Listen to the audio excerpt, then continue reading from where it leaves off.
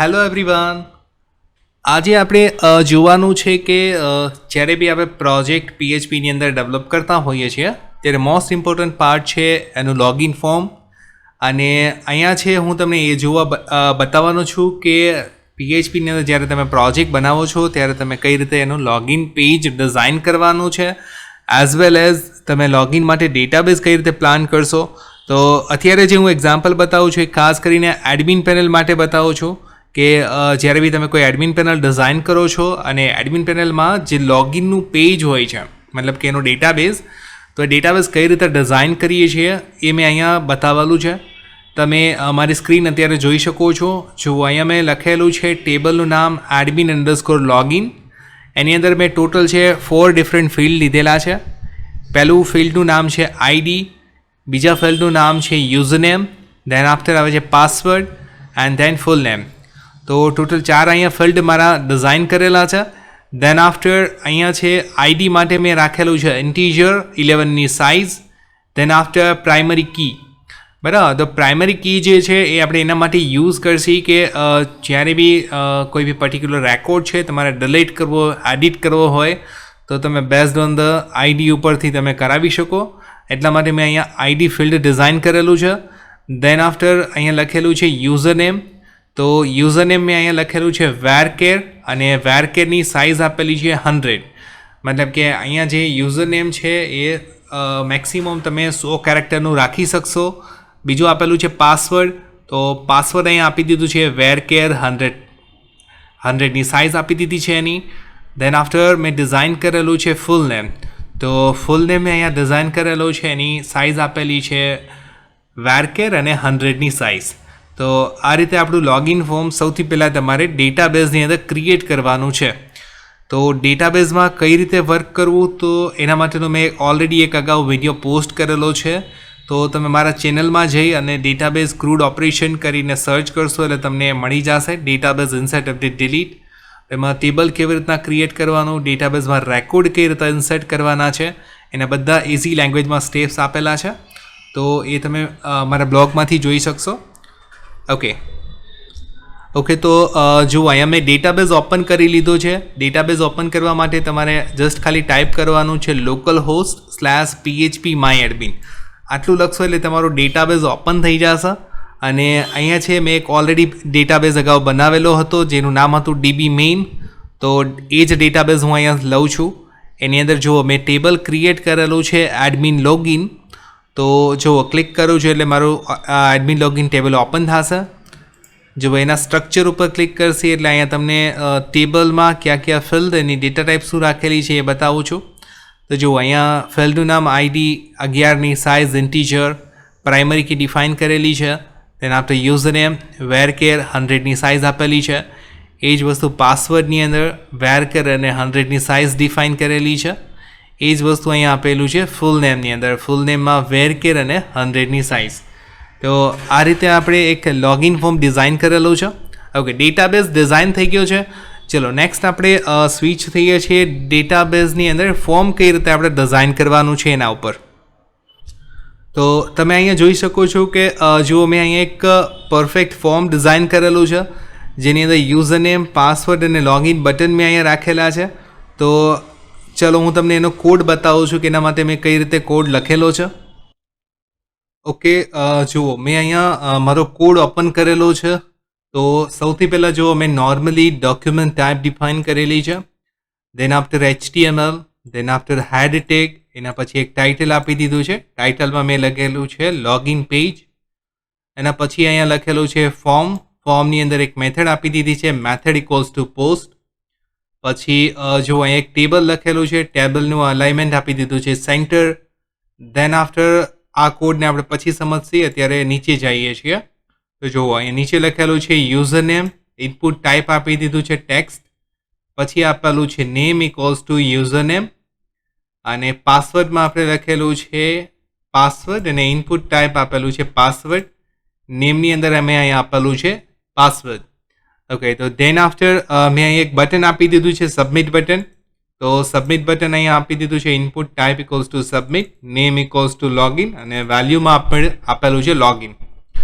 અને અહીંયા છે મારો ફોર્મ ટેગ મેં પૂરો કરી દીધો છે. ઓકે, હવે જુઓ આપણે અહીંયા છે ડેટાબેઝમાંથી રેકોર્ડ મેચ કરાવવાનો છે કે ભાઈ યુઝર છે આ પર્ટિક્યુલર યુઝર નેમ અને પાસવર્ડ લખે તો આપણે એન્ટર થવા દેવાનો છે.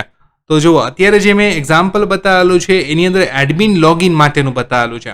તો એડમિન જ્યારે બી તમે રિયલ પ્રોજેક્ટ બનાવો છો ત્યારે એડમિનનું ક્યારેય બી રજિસ્ટ્રેશન નથી હોતું. મતલબ કે જે મેઇન એડમિન હોય એનું ક્યારેય રજિસ્ટ્રેશન નથી થતું હતું.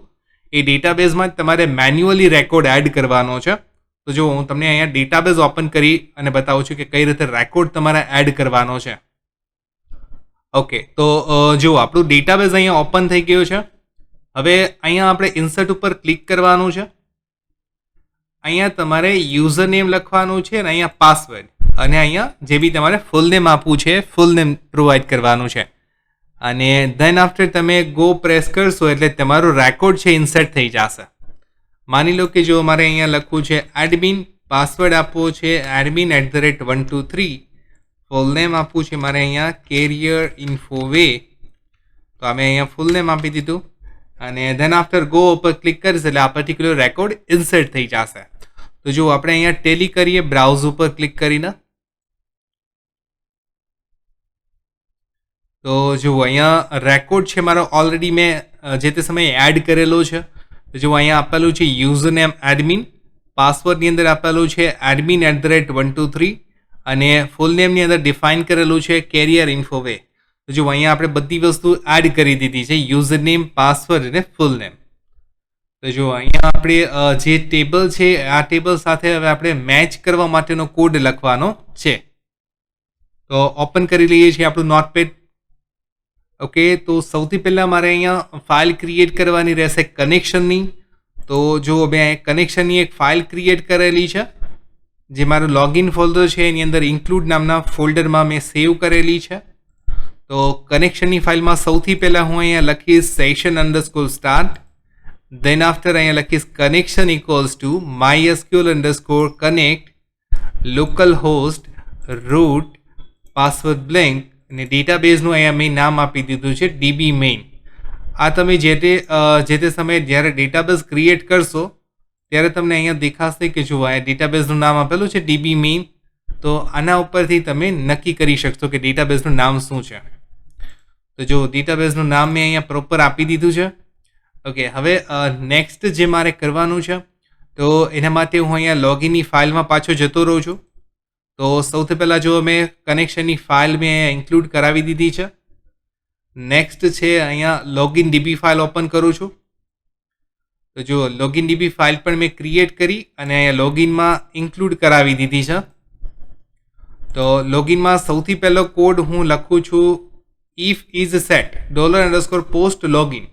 આની મદદથી આપણે એ નક્કી કરી શકીએ કે યુઝર છે જ્યારે લોગિન બટન પ્રેસ કરે ત્યારે આ પર્ટિક્યુલર કોડ છે એક્ઝિક્યુટ થશે. તો સૌથી પહેલું આપણે કામ અહીંયા કરવાનું છે કે જે બી ફોર્મમાં ડિટેલ્સ લખેલી છે યુઝર નેમ અને પાસવર્ડ એ આપણે ગેટ કરાવવાના છે. તો જો મેં અહીંયા ગેટ કરાવી લીધા છે યુઝર નેમ એન્ડ પાસવર્ડ કરીને. અહીં લખેલું છે $username equals to $_post username and password equals to $_post password. તો આપણે અહીંયા યુઝર નેમ ને પાસવર્ડ બંને પ્રોપરલી લખી લીધું છે. ધેન આફ્ટર હું અહીંયા ક્વેરી લખું છું. ક્વેરીની અંદર આપું છું અહીંયા select star from admin_login where username equals to $username and password equals to $password. તો જો આપણે અહીંયા યુઝર નેમ અને પાસવર્ડ બંને આપણે ક્વેરીમાં લખી દીધું છે કે આનો મિનિંગ એવો થશે કે એડમિન લોગિનમાં ચેક કરશે કે આપણે જે યુઝર નેમ એન્ટર કરેલું છે એ અને પાસવર્ડ જે એન્ટર કરેલો છે એ બંને જો મેચ થશે તો આ કોડ એક્ઝિક્યુટ થશે. જો અહીંયા MySQL ક્વેરી કનેક્શનનો ઓબ્જેક્ટ આપી દીધો છે અને ક્વેરી મૂકી દીધી છે. હવે જે બી ક્વેરી છે આઉટપુટ આપશે એ આપણને RESમાં મળશે અને RESથી આપણે અહીંયા લખેલું છે MySQL i_num_rows. અહીંયા આપી દીધું છે RES >0. દેટ મીન્સ કે જ્યારે બી તમારો રેકોર્ડ છે એ >0 હશે ત્યારે અહીંયા નીચે જશે કોડમાં અને અહીંયા આપેલું છે $row equals to mysql i_fetch_assoc અને અહીંયા મેં બ્રેકેટમાં લખી દીધું છે રિઝલ્ટ જો જે આપણને અહીંથી ઉપરથી મળેલું છે. ધેન આફ્ટર અહીંયા $રો ઇક્વલ્સ ટુ મેં લખેલું છે, એટલે જ્યારે બી આ ક્વેરી એક્ઝિક્યુટ થશે ત્યારે જો પહેલાં તો ચેક કરશે કે રેકોર્ડ છે આવો મળે છે. જો મળતો હશે તો એનો કાઉન્ટ રિટર્ન કરશે આ ફંક્શન. માની લો કે એક રેકોર્ડ મળે છે તો એક રિટર્ન કરશે, બે રેકોર્ડ મળે છે તો બે રિટર્ન કરશે. તો અત્યારે આપણા જે કેસમાં જો જ્યારે બી આપણે સાચું યુઝર નેમ ને પાસવર્ડ લખશે તો આપણે સિંગલ રેકોર્ડ મળશે. તો જુઓ જે ગ્રેટર દેન 0 છે એટલે અંદર જશે, અને અંદર છે આપણે અહીંયા લખેલું છે $રો. હવે આ આપણે એટલા માટે લખેલું છે કે યુઝર લોગિન થશે એટલે આપણે વેલકમ પછી યુઝરનું નામ બતાવવું છે કે ભાઈ આ યુઝર લોગિન થયેલો છે. તો એના માટે મેં અહીંયા $રો કરીને લખેલું છે. તો અહીંયા સેશનનો પહેલાં વેરિયેબલ બનાવું છું કે સેશન આઈડી, જે આપણે આગળ ચેન્જ પાસવર્ડ કે કંઈ બી ઓપરેશન કરવા હોય તો આના ઉપરથી કરી શકશી. એટલા માટે મેં આઈડીને બી સેશનમાં સ્ટોર કરાવી લઉં છું. તો જો $_session ID equals to $row of ID અને $_session full name equals to $row full name. તો આપણે અહીંયા ફૂલ નેમ બી આપી દીધું અને આઈડી પણ આપી દીધું છે. ધેન આફ્ટર હેડરની મદદથી રીડાયરેક્ટ કરાવી દીધું છે index.phpમાં. આટલું કરશો એટલે તમારું પેજ છે એ આફ્ટર સક્સેસફુલી લોગિન એ રીડાયરેક્ટ થઈ જશે index.phpમાં. અને જો યુઝરનો પાસવર્ડ ખોટો હશે તો અહીંયા કાઉન્ટ છે એ 0 કરતાં લેસ મળશે, મતલબ કે 0 મળશે. જે કન્ડિશન ખોટી થશે એટલે એલ્સ પાર્ટમાં જશે, અને એલ્સ પાર્ટમાં એ લખેલું છે સેશન મેસેજ username/password wrong. તો અહીંયા આ રીતે આપણને મેસેજ આવી જશે. ત્યારબાદ અહીંયા લખેલું છે હેડર લોકેશન login.php. એટલે આટલું કરશો એટલે તમારું યુઝર નેમ પાસવર્ડ જો ખોટો હશે તો લોગિન પેજમાં રીડાયરેક્ટ કરી દેશે. તો લોગિન પેજમાં રીડાયરેક્ટ કર્યા બાદ આપણે મેસેજને પ્રોપર બતાવવાનો છે. તો જો આપણે બતાવવા માટે હવે આપણે આ કોડ ઉપર આવીએ છીએ, જે મેં અહીંયા ઉપર લખેલો હતો કે ઇફ ઇઝ સેટ. જો સેશનમાં મેસેજ સેટ હશે, અને ક્યારે હશે કે જ્યારે યુઝરનેમ પાસવર્ડ ખોટો હશે તો જો આપણે મેસેજ સેટ કરાવ્યો છે, બરાબર. તો ખોટો હશે તો આ કન્ડિશન ટ્રુ થશે, અને અહીંયા આપણે બતાવીએ છીએ સેશન મેસેજ, અને અહીંયા છે આપણે અનસેટ લખીએ છીએ, અને અનસેટની અંદર આપીએ છીએ $_session મેસેજ. એટલે શું થશે કે રેકોર્ડ છે એ પર્ટિક્યુલર રિમૂવ થઈ જશે. જ્યારે બી યુઝર છે, બરાબર, કે ભાઈ અહીંયા પર્ટિક્યુલર મેસેજ છે, મતલબ કે યુઝર નેમ પાસવર્ડ રોંગ આવ્યું તો એકવાર ડિસ્પ્લે કરી દે, ડિસ્પ્લે કર્યા પછી સેશન છે ડિસ્ટ્રોય થઈ જશે, બરાબર. એટલે પર્ટિક્યુલર આ મેસેજ છે ડિલીટ થઈ જશે.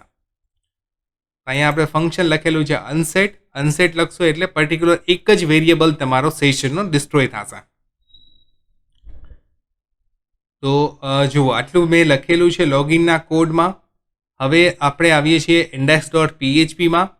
તો જો index.phpમાં મેં પહેલાં કન્ડિશન મૂકેલી છે કે જો યુઝરનું ફૂલ નેમ સેટ ના હોય તો ફૂલ નેમ સેટ ક્યારે નહીં હોય કે જ્યારે તમે લોગિન નહીં કરેલું હોય. કારણ કે જો આ ફૂલ નેમ ક્યાં સેટ થાય છે તો કે જુઓ તમને સક્સેસફુલી તમે લોગિન થઈ ગયા છો તો આપણે ફૂલ નેમને સેટ કરાવીએ છીએ. તો જુઓ આપણે અહીંયા ફરી પાછા આવી જઈએ. અહીંયા લખેલું છે નોટ ઇઝ સેટ, મતલબ કે સેટ નો હોય તો આપણે રીડાયરેક્ટ કરશી login.phpમાં, અને અહીંયા આપણે લખી દીધું છે એક્ઝિટ.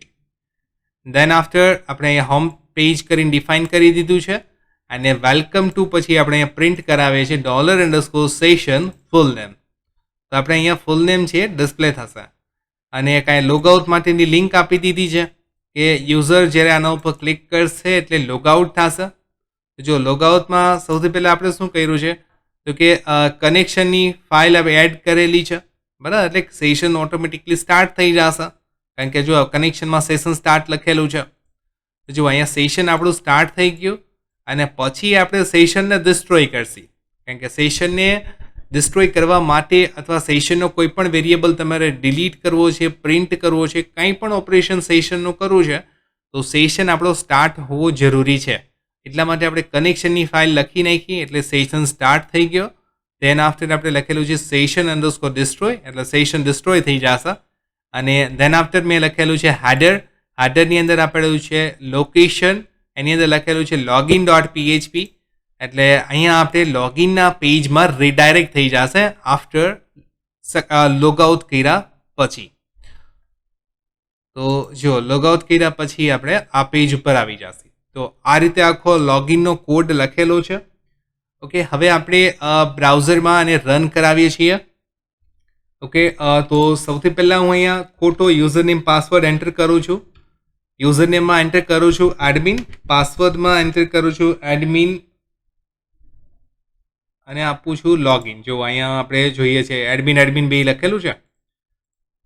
તો જો ખોટો યુઝરનેમ પાસવર્ડ હશે તો મેસેજ આવી જશે યુઝરનેમ પાસવર્ડ રોંગ.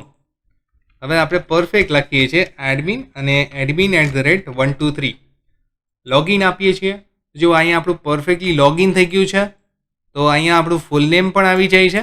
હવે આપણે લોગઆઉટ ઉપર ક્લિક કરીએ છીએ તો આપણે ફરી પાછા લોગિન પેજમાં આવી જઈએ છીએ. જો હું અહીંયા બેક આપું છું તો જો બેક આપણે આપીએ છીએ તો ફરી પાછું હોમ પેજ નથી આવતું, કારણ કે આપણે લોગિન પેજમાં કન્ડિશન મૂકી દીધી છે અને સિક્યોર કરી દીધું છે. જો આપણે લોગિન નહીં બટ આપણે ઇન્ડેક્સ પેજમાં કન્ડિશન મૂકી દીધી છે કે આ પેજ લોગિન હોય ને તો જ એક્સેસ થશે, અધરવાઇઝ આ પેજ એક્સેસ જ નહીં થાય. ઓકે, તો આ રીતે આપણે લોગિનને સિક્યોર બનાવી શકીએ છીએ.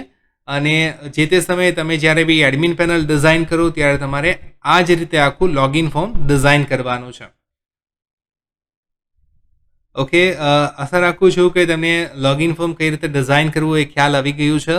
Okay, if you like hour video then please like and share with your friends and family, and if you want to subscribe our channel then click on the subscribe button and also click on the notification icon so you receive the daily update from our channel.